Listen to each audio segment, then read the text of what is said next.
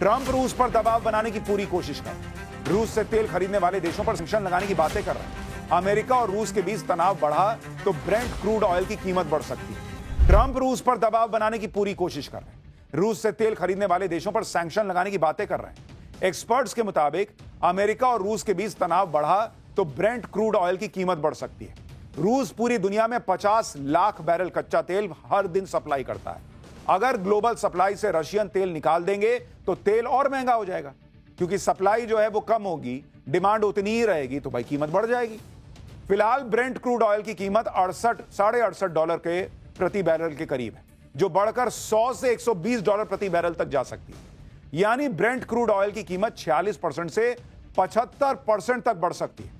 लेकिन भारत में तेल की कमी नहीं होगी, क्योंकि भारत 40 देशों से तेल खरीदता है। और यही बात भारत और चीन दोनों कह रहे हैं कि भैया अगर हम रशिया से तेल नहीं खरीदते तो दुनिया में हाहाकार मच जाता, क्योंकि इतने तेल की कीमत बढ़ जाती। आप यह भी देखिए कि ट्रंप के प्रेशर के बाद भी भारत की रणनीति में कोई बदलाव नहीं आया। पीएम मोदी लगातार वो काम कर रहे हैं जो भारत के हित में। रूस से सस्ता तेल खरीदने में भारत का फायदा ही है। ब्लूमबर्ग के मुताबिक रूस ने पिछले कुछ घंटों में भारतीय कंपनियों को 22 लाख बैरल कच्चा तेल रवाना किया है। इसके अलावा 22 लाख बैरल कच्चे तेल की एक और खेप जल्दी ही डिलीवर होने वाली है। एक और टैंकर से भारत पेट्रोलियम और ओएनजीसी के लिए 7,20,000 बैरल कच्चा तेल डिलीवर किया है। कच्चे तेल की यह सारी डिलीवरी ट्रंप के बयानों के बाद भी हो रही है। और आपको याद होगा ट्रंप ने अभी 2 दिन पहले कह दिया था कि मैंने सुना है। एक तो राष्ट्रपति हो भाई, सुनी सुनाई बात पे बोलते हो। और उन्होंने कहा था मैंने सुना है कि भारत जो है वो रूस से तेल खरीदना कम कर रहा है, देखते हैं आगे क्या होता है। तो सुनी सुनी बात जो है वो सुनी सुनाई बात वो फालतू निकली। भारत तो खरीद रहा है रशिया से तेल। इसी से आप समझ सकते हैं कि भारत ट्रंप के दबाव में नहीं आने वाला। इसी बीच ट्रंप ने भारत को नई धमकी दे दी है। इस वक्त की बड़ी खबर आपको बता दूं, ट्रंप ने अब कहा है कि हम भारत पर और ज्यादा टैरिफ लगाएंगे। भारत रूस से काफी ज्यादा कच्चा तेल खरीद रहा है और उसे ओपन मार्केट में मोटे मुनाफे पर बेच रहा है। यानी ट्रंप की नई धमकी आ गई है कि भारत रूस से तेल खरीदना बंद नहीं कर रहा। 2 दिन पहले कह रहे थे कि मैंने सुना है कम करने वाला है। 2 दिन बाद कह रहे हैं कि भारत जो है वो रूस से अच्छे मात्रा में तेल खरीद रहा है और ओपन मार्केट में मोटे मुनाफे से बेच रहा है, तो हम भारत पर और जो है वो टैरिफ लगाएंगे। ट्रंप ऐसे बोल रहे हैं जैसे रूस के साथ व्यापार करना गुनाह है। लेकिन ट्रंप और अमेरिका की असलियत आपको बताता हूं। रूस यूक्रेन युद्ध के बाद रूस पर कई सैंक्शंस लगाए गए, लेकिन खुद अमेरिका ने रूस के साथ व्यापार जारी रखा। अगर मैं आपको इसके बारे में बताऊं, ट्रंप दुनिया को धोखा दे सकते हैं बॉस, लेकिन जो लोग फैक्ट्स पे बात करते हैं वो सच सामने ले आएंगे। अमेरिका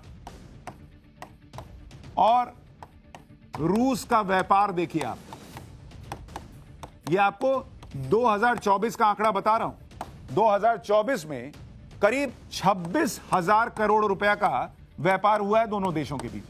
तो अगर आपको इतनी चिंता है कि रूस जो है वो इस पैसे का इस्तेमाल यूक्रेन के लोगों को मारने के लिए कर रहा है, तो आपने काहे खरीदा भैया 26,000 करोड़? ये क्या डबल स्टैंडर्ड है? दुनिया से कहो कि तुम मत खरीदो, मैं खरीदूंगा। और अभी मई 2025 तक, ये भी आपको बता दूं, ये नहीं कि हां 2024 के बाद रुक गए, 18,000 करोड़ का व्यापार जो है वो मई 2025 तक ऑलरेडी हो चुका है। तो आप सोचिए कि यह आंकड़ा और कितना बढ़ने वाला है, क्योंकि अभी तो साल पड़ा हुआ है।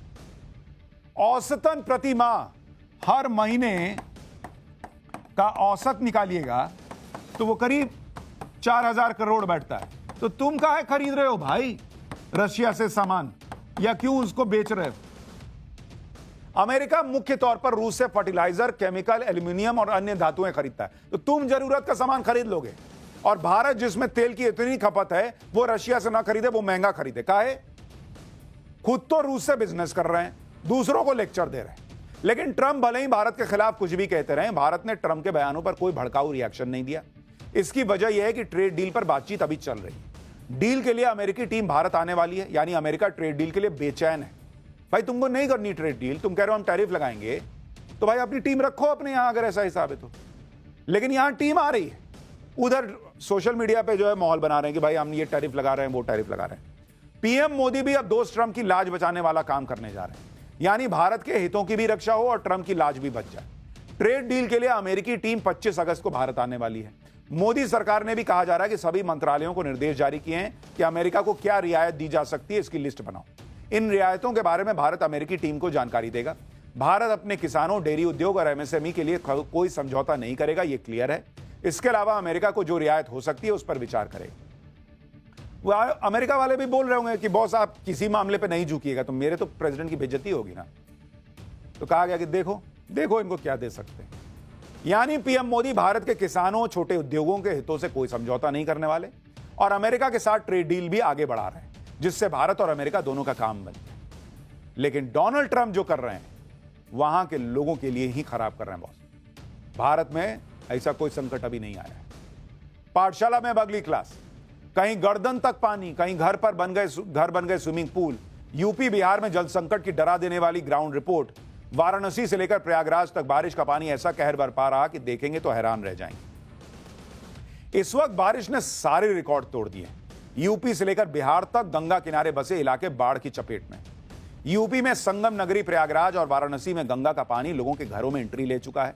लगातार हो रही बारिश की वजह से गंगा नदी खतरे के निशान को पार कर चुकी है। बलिया और कानपुर में भी गंगा नदी का उफान लोगों को डराने लगा है। वहीं बिहार की राजधानी पटना में भी गंगा नदी के किनारे बसे इलाके पूरी तरह पानी में डूब चुके हैं। वहीं अयोध्या में सरयू ने शहर का नक्शा बदल दिया है। शहर की गलियों में हर तरफ पानी ही पानी नजर आ रहा है।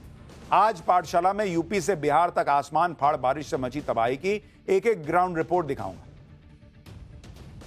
सबसे पहले बात संगम नगरी की। जिस संगम नगरी में करीब 7 महीने पहले महाकुंभ में श्रद्धालुओं का सैलाब उमड़ा था, वहां आज हर तरफ पानी का सैलाब। गंगा और यमुना के संगम के किनारे बने घाट, मंदिर सब पानी में डूबे हुए हैं प्रयागराज में। अब तो गंगा नदी का सैलाब लोगों के घरों तक पहुंच गया है। संगम नगरी प्रयागराज की पहचान माने जाने वाले कई इलाके बाढ़ के पानी में डूब चुके हैं। उत्तर, दक्षिण, पूरब, पश्चिम पूरा संगम क्षेत्र समंदर जैसा दिखने लगा है। ग्राउंड जीरो से हमारे सहयोगी की यह रिपोर्ट देखिए, फिर बाढ़ की एक और हैरान कर देने वाली तस्वीर आपको दिखाऊंगा। और यमुना में आई बाढ़ की वजह से प्रयागराज के आधे हिस्से पर आफत के बादल मंडरा रहे हैं। शहर की जो सड़कें हैं वो दरिया का शक्ल ले चुकी हैं, जबकि घरों और मकानों में पूरे तरीके से पानी घुस चुका है। अगर हम आपको दिखाने की कोशिश करें तो ये छोटा बघाड़ा का इलाका है और यहाँ पर किस तरीके से बाढ़ का जो पानी है वो घरों में घुस चुका है, उसकी जो तस्वीरें हैं वो हम आपको दिखाने की कोशिश कर रहे हैं। तस्वीरें आप देखिए कि पूरा का पूरा जो मोहल्ला है वो इस वक्त पानी में समाहित है। और न सिर्फ एक मोहल्ला बल्कि प्रयागराज के लगभग दर्जन भर से अधिक मोहल्लों की जो तस्वीरें हैं वो कुछ इसी तरीके से हैं। और ऐसा लग रहा है कि एक बड़े हिस्से में इस वक्त वाटर कर्फ्यू सा नजारा आपको नजर आ रहा होगा। प्रयागराज से ही बाढ़ की हैरान करने वाली तस्वीर आई। तस्वीर प्रयागराज के छोटे बगाड़ा इलाके की है, जहां बाढ़ का पानी गर्दन तक पहुंच चुका है। बाढ़ के पानी के साथ कचरे का अंबार भी तर रहा है और इस सब के बीच एक माता पिता अपने नवजात बच्चे को लेकर गुजरते नजर आ रहे हैं। पिता ने बच्चे को डूबने से बचाने के लिए उसे अपने हाथों में उठाया हुआ है, जबकि पीछे से बच्चे की मां ने हाथों का सहारा दिया हुआ है। प्रयागराज के कई इलाकों में तो घरों की पहली मंजिल पूरी तरह पानी में डूब गई। लोगों ने जान बचाने के लिए ऊपर की मंजिलों में शरण ले रखी, जिन्हें एनडीआरएफ की टीम ने सीढ़ी और नाव की मदद से रेस्क्यू किया। वहां से भी ग्राउंड जीरो से हमारे सहयोगी की रिपोर्ट देखिए, फिर आपको प्रयागराज में बाढ़ से मचे हाहाकार के बीच दरोगा जी की आस्था का वायरल वीडियो दिखाता हूं। इस वक्त हम एनडीआरएफ के एक नाव पर मौजूद हैं और यहाँ से तटवर्ती इलाकों की जो तस्वीरें हैं वो हम आपको दिखाने की कोशिश कर रहे हैं कि सामने आप ये देखिए कि ये जो सभी जो मकान हैं वो पूरी तरीके से जलमग्न हो चुके हैं। जो पहली मंजिल है वहां तक आपको पानी इस वक्त दिखाई पड़ रहा होगा, जबकि जो लोग हैं वो अपनी घरों की छतों पर दूसरी मंजिल पर एक तरीके से उन्होंने शरण ले रखी है।